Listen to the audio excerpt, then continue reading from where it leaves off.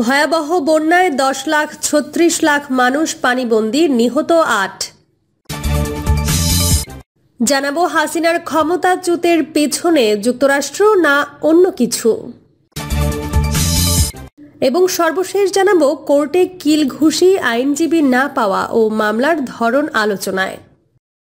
এতক্ষণ শুনছিলেন সংবাদ শিরোনাম, এবার বিস্তারিত।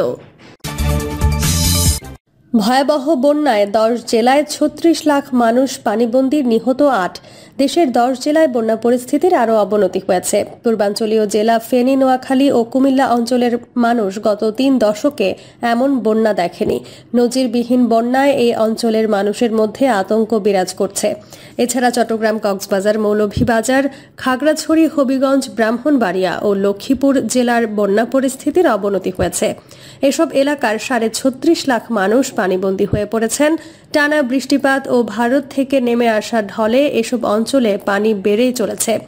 ঢাকা চট্টগ্রাম মহাসড়কের কুমিল্লা ও ফেনী অংশের বিভিন্ন স্থানে অন্তত 15 কিলোমিটার মহাসড়ক থেকে 1.5 ফুট পানিতে তলিয়ে গেছে। 10 জেলায় 65টি উপজেলার 495টি ইউনিয়ন বন্যার কবলে পড়েছে। আশ্রয় কেন্দ্রগুলোতে মোট 82,694 জন মানুষ এবং 7,755টি গবাদি পশুকে আশ্রয় দেওয়া হয়েছে। বন্যায় সড়ক ও রেলপথ তলিয়ে যাওয়ায় চট্টগ্রামের সাথে সারা দেশের রেল ও সড়ক যোগাযোগ বিচ্ছিন্ন হয়ে গেছে। বন্যা পরিস্থিতির অবনতির কারণে কক্সবাজারের সঙ্গে সারা দেশের রেল যোগাযোগ বন্ধ ঘোষণা করা হয়েছে। এখন পর্যন্ত মারা গেছেন 8 জন।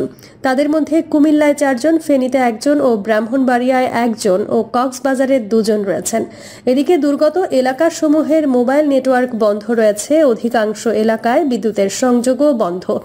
বর্তমান বন্যা পরিস্থিতিতে ফেনী, কুমিল্লা সহ সংশ্লিষ্ট এলাকার ডাক টেলিযোগাযোগ বিভাগের আওতাধীন দপ্তর ও সংস্থার কর্মকর্তা-কর্মচারীদের ছুটি বাতিল করা হয়েছে।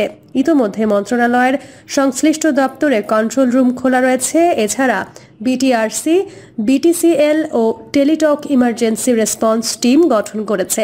বাংলাদেশ স্যাটেলাইট কোম্পানির সহায়তায় 10টি ভিস্যাট প্রস্তুত রাখা হয়েছে। তার মধ্যে 5টি ভিস্যাট ফেনীর জেলা প্রশাসকের কাছে পাঠানো হয়েছে। হাসিনার ক্ষমতাচ্যুতির পেছনে যুক্তরাষ্ট্র নাকি অন্য কিছু? বাংলাদেশে দীর্ঘ 16 বছর দাপটের সঙ্গে চালিয়ে যাওয়া, ক্ষমতাচ্যুত হয়ে চলে যাওয়া শেখ হাসিনা এখন ভারতে অবস্থান করছেন।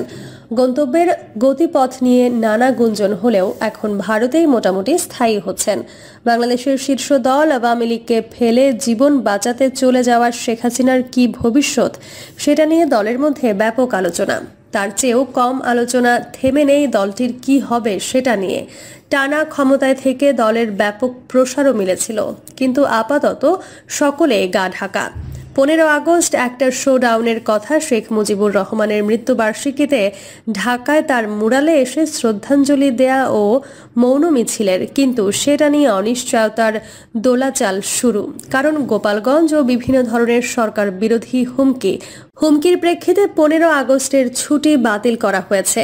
শেখ হাসিনাকে বাংলাদেশে ফেরানোর জন্য উত্তেজিত একদল আওয়ামী লীগের নেতাকর্মী যেভাবে উত্তাল করেছিলেন এবং ঢাকা খুলনা মহাসড়ক অবরোধ করেন, সেই সূত্র ধরে সেনাবাহিনীর সদস্যদের ব্যাপক মারধর, অস্ত্রলুট ও তা উঁচিয়ে মিছিল এবং সেনাবাহিনীর গাড়ি আগুনে পুড়িয়ে দেয়া, ওই ঘটনায় অন্তত কয়েক হাজার সেনাবাহিনী যে অ্যাকশনে গেছেন সেটা দ্বিতীয়বার আর টু শব্দ করেনি গোপালগঞ্জ।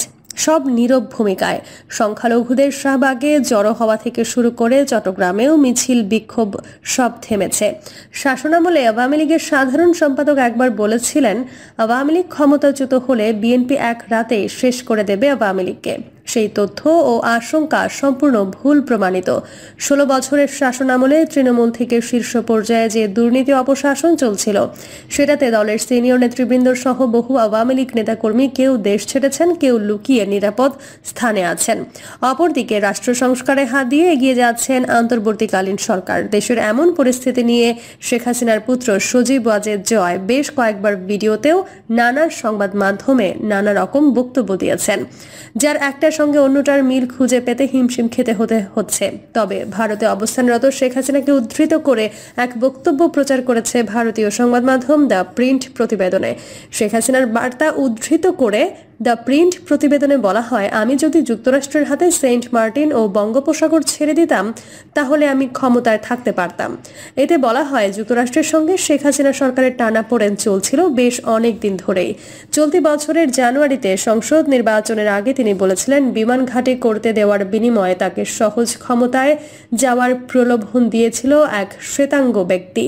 কোনো বিদেশি শক্তির দ্বারা ব্যবহৃত না হওয়ার জন্য নতুন অন্তর্বর্তী সরকারকে সতর্ক করেছেন বাংলাদেশের ইতিহাসে সবচেয়ে দীর্ঘমেয়াদে ক্ষমতায় থাকা প্রধানমন্ত্রী শেখ হাসিনা। বলেন, লাশের মিছিল যাতে দেখতে না হয় সেজন্য আমি পদত্যাগ করেছি।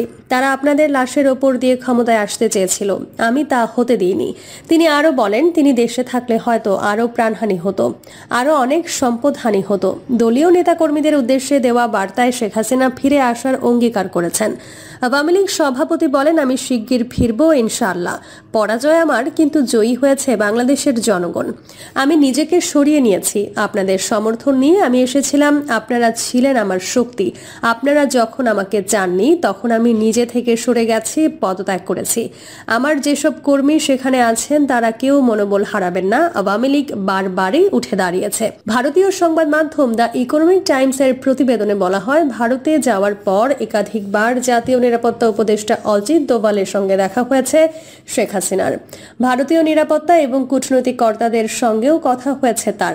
তবে গত 11 আগস্ট রোববার ভারতের পররাষ্ট্র মন্ত্রণালয় থেকে জানা গেছে, আওয়ামী লীগ সরকারকে ক্ষমতাচ্যুত করা এবং বাংলাদেশের সাম্প্রতিক পরিস্থিতির জন্য তিনি আমেরিকাকে সরাসরি দায়ী করেছেন। ওই সূত্র মতে, দেশ ত্যাগ করার আগে যে বক্তব্য তিনি দেশবাসীর উদ্দেশ্যে দিতে চেয়েছিলেন তাতেও এর উল্লেখ ছিল বলে সংশ্লিষ্ট সূত্রে জানা গেছে। শেখ হাসিনা জানিয়েছেন, আমেরিকার কথা মতো বঙ্গোপসাগরে একক আধিপত্যের জন্য সেন্ট মার্টিন দ্বীপ তাদের ছেড়ে না দেওয়ার মাসুল হিসেবে তিনি ক্ষমতাচ্যুত হয়েছেন। তিনি বাংলাদেশিদের সতর্ক করেছেন তাদের ওপর মৌলবাদীরা যেন ভর না করে। শেখ হাসিনা আশা প্রকাশ করেছেন তিনি আবার নিজের দেশে ফিরে যাবেন। তিনি মনে করেন, আওয়ামী লীগ বারবার ঘুরে দাঁড়িয়েছে, আবারও দাঁড়াবে। তার দলের বহু নেতাকে হত্যা ও ঘরবাড়ি জ্বালিয়ে দেওয়ার খবরে তিনি অত্যন্ত ব্যথিত। যুক্তরাষ্ট্রের প্রতিবাদ। বাংলাদেশের সাবেক প্রধানমন্ত্রী শেখ হাসিনাকে ক্ষমতাচ্যুত করার ক্ষেত্রে যুক্তরাষ্ট্রের কোনো সংশ্লিষ্টতা নেই বলে জানিয়েছে হোয়াইট হাউস। সম্প্রতি গণ অভ্যুত্থানের মাধ্যমে ক্ষমতা ও দেশ ত্যাগে বাধ্য হয়েছেন হাসিনা। তার ক্ষমতাচ্যুতির বিষয়ে যুক্তরাষ্ট্রকে দায়ী করেছে কেউ কেউ। এর জবাবে 12 আগস্ট সোমবার হোয়াইট হাউস স্পষ্ট জানিয়েছে, হাসিনার ক্ষমতা হারানোর পেছনে কোনো রকম যোগসূত্রতা নেই যুক্তরাষ্ট্রের। মার্কিন হস্তক্ষেপের অভিযোগকে তারা মিথ্যা বলে অভিহিত করেছে বলে বার্তা সংস্থা রয়টার্স জানায়। হোয়াইট হাউসের মুখপাত্র কারেন জিন পিয়ের এক বিবৃতিতে জানিয়েছেন, হাসিনার ক্ষমতাচ্যুতির বিষয়ে যুক্তরাষ্ট্রের সংশ্লিষ্টতা থাকার অভিযোগ সম্পূর্ণ মিথ্যা। তিনি আরও বলেন, আমাদের আদৌ কোনো সম্পৃক্ততা ছিল না। যুক্তরাষ্ট্রকে জড়িয়ে যে কোনো খবর বা গুজব নিছক মিথ্যা। তবে শেখ হাসিনা পুত্র সজীব ওয়াজেদ জয় রোববার তার এক্স অ্যাকাউন্টের পোস্টে বলেছেন, তার মা ক্ষমতা ছাড়ার বিষয়ে আগে বা পরে কোনো বিবৃতি দেননি। এসব বক্তব্যকে মিথ্যা বলে হোয়াইট হাউস জানিয়েছে। হোয়াইট হাউস বলে, আমরা বিশ্বাস করি বাংলাদেশের জনগণ ভবিষ্যৎ সরকার নির্ধারণ করেছে এবং আমরা তাদের পাশে আছি। ভারতীয় প্রচার মাধ্যমে ব্যাপক সমালোচনা। বাংলাদেশে শেখ হাসিনার ক্ষমতাচ্যুত নিয়ে ব্যাপক সোচ্চার ইন্ডিয়ান মিডিয়া। সত্য মিথ্যা জড়িয়ে যেসব রিপোর্ট তারা করে যাচ্ছে তাতে প্রতিবাদ করারও সময় নেই অবশ্য বাংলাদেশে। তবে সামাজিক যোগাযোগ মাধ্যমে ছড়িয়ে পড়া এসব রিপোর্ট বাংলাদেশে ব্যাপক ক্ষোভের সৃষ্টি হয়েছে। পরিস্থিতি এতটাই নাজুক অবস্থায় গিয়েছে যে এটা বিবিসি ও আল জাজিরারও রিপোর্ট করেছে। বিশেষ করে সংখ্যালঘুদের বাড়িঘর ভাঙচুর ও মন্দির ভাঙা নিয়ে বিভিন্ন রিপোর্ট যে অসত্য সেটাই জানান দিয়েছে বিবিসি। আল জাজিরাও বিভিন্নভাবে ফ্যাক্ট চেক ও বাংলাদেশের বিভিন্ন স্থানে খবর নিয়ে ভারতীয় মিডিয়ার অসত্য বয়ান সেটা জানান দেয়ায় আন্তর্জাতিক পর্যায়ে বাংলাদেশের মানুষের মধ্যে যে সম্প্রীতি বিদ্যমান সেটা প্রকাশ পেয়েছে। সেই ভারতীয় মিডিয়াতেও শেখ হাসিনার পতন নিয়েও চলেছে নানা প্রতিবেদন। এতে যুক্তরাষ্ট্রের সেন্ট মার্টিন দখল, চীনের সঙ্গে যুক্তরাষ্ট্রের প্রতিদ্বন্দ্বিতা বৃদ্ধিতে বাংলাদেশকে কবজা করা হয়েছে জাতীয় বয়ান প্রচার করে যাচ্ছে, যদিও এসব ক্রমশ কমে আসছে।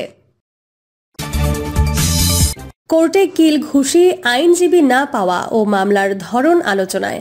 বাংলাদেশের শিক্ষার্থী ও সাধারণ মানুষের বিক্ষোভে ক্ষমতাচ্যুত আওয়ামী লীগের বেশ কয়েকজন মন্ত্রী এমপিকে গত কয়েকদিনে গ্রেফতার ও আদালতে হাজির করা হয়েছে।